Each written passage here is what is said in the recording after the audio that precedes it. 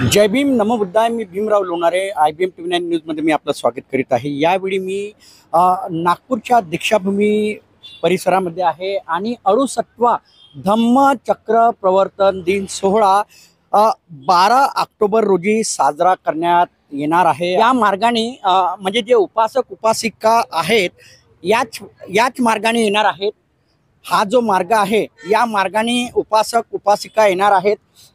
आपण बघू शकता हा जो आहे स्तूपात जाण्याचा मार्ग, हा जो आहे हा स्तूपात जाण्याचा मार्ग आहे ना. याच मार्गाने लाखोच्या संख्येमध्ये देश विदेशातून जे उपासक उपासिका आहेत ते येणार आहे. ही तयारी सुरू आहे. 68व्या धम्मचक्र प्रवर्तन दिनाची ही जी आहे ही तयारी सुरू आहे आणि याच मार्गाने म्हणजे हा जो मार्ग आहे याच मार्गाने स्तूपाच्या आतमध्ये एंट्री केली जाईल. आपण हे जे आहे दृश्य बघू शकता. पंचशील ध्वज जाणे आता दीक्षाभूमी सजलेली आहे. स्टॉल साठी ही इथे व्यवस्था करण्यात आलेली आहे. बघू शकता आपण इथे तथागत भगवान गौतम बुद्ध, डॉक्टर बाबासाहेब आंबेडकर आणि जे महापुरुष आहेत त्यांच्या पुस्तकांचं वितरण, मूर्त्यांचं वितरण या परिसरातून केलं जाईल. आणि ती जागा बघा, त्या ज्या जागेचा वाद होता त्या म्हणजे पार्किंगचा जो वाद होता तो संपलेला आहे आणि आता ती जागा सपाटीकरण करण्यात आलेलं आहे. आपण बघू शकता सपाटीकरण झालेलं आहे. आता कुठेही या दीक्षाभूमी परिसरामध्ये खड्डे दिसणार नाही.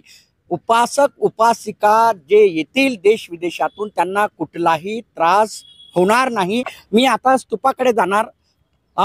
हे बघा इथे जे आहे कशा प्रकारे पंचशीलचे ध्वज लावण्यात आलेले आहेत आपण बघू शकता. ऐतिहासिक बोधिवृक्ष जो आहे याची सुद्धा म्हणजे डेंटिंग पेंटिंग चोहो बाजूला करण्यात आलेली आहे. चारही बाजूने डेंटिंग पेंटिंग करण्यात आलेली आहे. आणि इथे एकूणच सांगायचं झालं तर 12 ऑक्टोबर रोजी धम्मचक्र प्रवर्तन दिन सोहळा साजरा केला जाणार आहे. आणि बघू शकता चेकिंग सुद्धा पोलिसांच्या वतीने सुरू आहे. डॉग स्क्वॉड सुद्धा दिसत आहे इथे. काय सांगाल, 12 ऑक्टोबरला धम्मचक्र प्रवर्तन दिन सोहळा साजरा केला जाणार आहे आणि चेकिंग भरपूर आहे. काय सांगाल तुम्ही? नाही, त्या अनुषंगाने चेकिंग वगैरे चालू आहे. पूर्ण सुरक्षेच्या दृष्टीनं आम्ही काळजी घेतलेली आहे तशी, आणि तशी चेकिंग वगैरे करून घेत आहे. तुम्ही दररोज येतात का? हो, दररोज आम्ही चेकिंग करून घेत असतो. म्हणजे दिवसातून कित्येकदा या परिसराची दीक्षाभूमी परिसराची चेकिंग केली जाते? 1-2 वेळेस करतो नेहमी, डेली. बघू शकता आपण डॉग स्क्वॉड जो आहे दिवसातून 2दा चेकिंग केली जाते. आणि हे जे आहे या परिसरामध्ये पोलिसांचा अद्भुत असा बंदोबस्त तैनात करण्यात आलेला आहे. मागच्या वर्षीपेक्षा जास्त उपासक उपासिका यंदा येणार आहेत. कुठून आलेत तुम्ही? मी गडचिरोलीहून आलो साहेब. गडचिरोलीवरून? गडचिरोली. माझं नाव आहे मोतीराम मुशाजी लाटेलवार. मी आहे आवाज गडचिरोली जिल्हा प्रतिनिधी आहे. बरोबर. आवाज इंडियासाठी काम करता का? नाही, आवाज गडचिरोली आहे माझा दैनिक आहे, संध्या दैनिक आहे. तुम्ही पत्रकार? आम्ही जिल्हा प्रतिनिधी आहे. बरोबर. काय सांगाल, तुम्ही आता गडचिरोलीवरून इथे आलेले आहात? गडचिरोली यासाठी आलो का मी एक पेशंट आहे. मी दवाखान्यात आलेला आहे.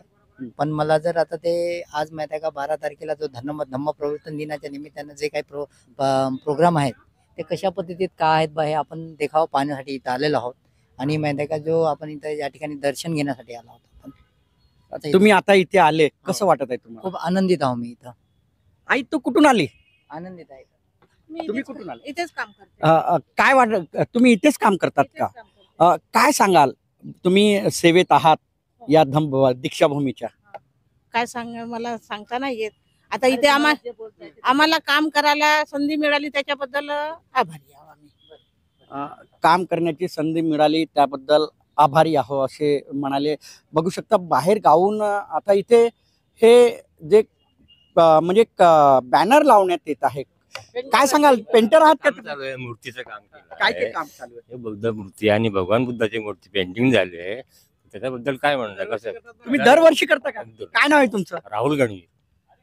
गणवीर साहेब, तुम्ही सांगा की दरवर्षी तुम्ही बाबासाहेब आंबेडकर आणि तथागत भगवान गौतम बुद्धांची दीक्षाभूमीची मूर्तीचे डेंटिंग पेंटिंग करता. काय अनुभव आहे तुम्हाला?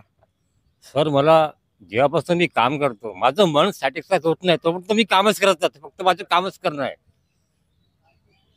जेव्हा मला आनंद मिळेल, साक्षात मूर्ती चांगली पेंटिंग झाली तोपर्यंत मी काम, अगदी शेवटच्या टप्प्यातलं काम होतं, आज मूर्तीचं काम संपलं माझं. म्हणजे आज संपलं का? टोटल आज संपलं. म्हणजे जोपर्यंत सॅटिस्फॅक्शन मिळत नाही तोपर्यंत मूर्तीची त्यांना म्हणजे मूर्तीची डेंटिंग पेंटिंग करता. आणि दरवर्षी 18 वर्ष झालं सर, मला 18 वर्ष जवळपास झाले पूर्ण टोटली जवळपास 18 वर्ष झालेत पेंटिंग. महामानव डॉक्टर बाबासाहेब आंबेडकर आणि तथागत भगवान गौतम बुद्धांची दीक्षाभूमीच्या मूर्तीची डेंटिंग पेंटिंग करतात. सर, खूप खूप त्यावेळेस आपले हँडवर्क बॅनर होते, काय होते? हँडचे बॅनर होते, हाताचे बॅनर लिहित होतो आपण त्यावेळेस. प्रिंट बॅनर होते त्यावेळेस, अच्छा जे निघत होतं आधी आम्ही. अच्छा अच्छा. असं होतं ते. आता परिस्थिती change झालं ते. आता चेंज झाली परिस्थिती. काय दिलं, कार्ड वगैरे बदलला. बरोबर बरोबर. Okay, thank you. तुम्ही कुठून आलेत? जी हम कटनी से आए हैं। अच्छा, आप कटनी मध्य प्रदेश से आए हैं? जी हाँ, हम कटनी मध्य प्रदेश से आए आप हैं। बताइए, आप यहाँ पे दीक्षा भूमि में आए, कैसी महसूस कर रहे हो आप? बहुत अच्छा महसूस करते हैं। डॉक्टर भीमराव अंबेडकर जो हैं हमारे लिए बहुत काम किए हैं। पढ़ाई के प्रति बहुत अग्रसित थे वो, और हम अपने बच्चों को इसीलिए लाए हैं, ये मेरे बच्चे हैं, कि ये भी पढ़े लिखे और आगे बढ़े। फैमिली के साथ जी आए हाँ, थे? विद फैमिली आए हैं हम लोग। अच्छा अच्छा अच्छा। जी हाँ। मध्य प्रदेश के कटनी से आप आए हो और यहाँ से एक नई ऊर्जा लेके जा रहे हो। लेके जा रहे हैं, अपने बच्चों को बताए हैं कि देखो भीमराव अंबेडकर कैसे मतलब आगे बढ़े हैं, एक दलित समाज में पैदा लिए हैं वो, और कितना कहाँ से कहाँ पहुँच गए। तो आप लोग भी ऐसे ही पढ़िए और आगे बढ़िए। निश्चित ही आप लोग ऐसी पढ़िए बेटा, और बाबा साहब आम्बेडकर जी के समान प्रेरणा लेके ही आगे बढ़िए। आप क्या बताना चाहोगे? बाबा साहब के बारे में जितना बोला जाए उतना ही कमी है, क्योंकि जितना उन्होंने एक मार्गदर्शन का समाज के प्रति काम किया है उतना कोई व्यक्ति आज तक के किया नहीं है। और जहाँ तक कि शिक्षा के प्रति उनने वर्ल्ड में अपना नाम किया है, उसके लिए हम बाबा साहब का बहुत बहुत धन्यवाद करते हैं। निश्चित ही मैं बताना चाहूँगा कि यहाँ पे यानी देश विदेश से जो है उपासक उपासिकाएं आते हैं और यहाँ से एक ऊर्जा लेके जाते हैं।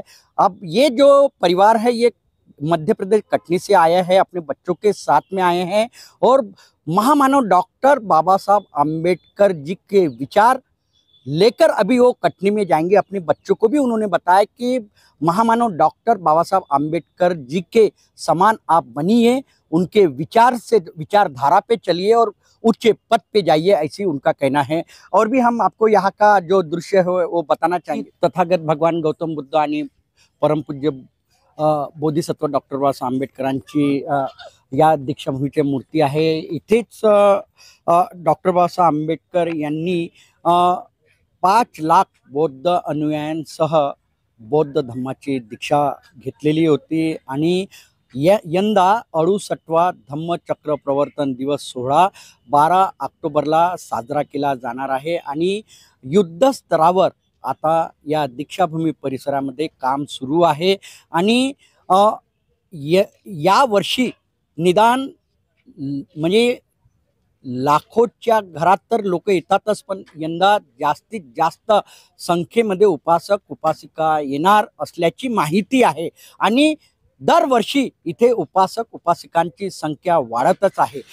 68वा धम्मचक्र प्रवर्तन दिन सोहळ्याची तयारी आम्ही आमच्या IBM TV9 न्यूजच्या माध्यमातून जनमानसांपर्यंत पोहोचत राहू।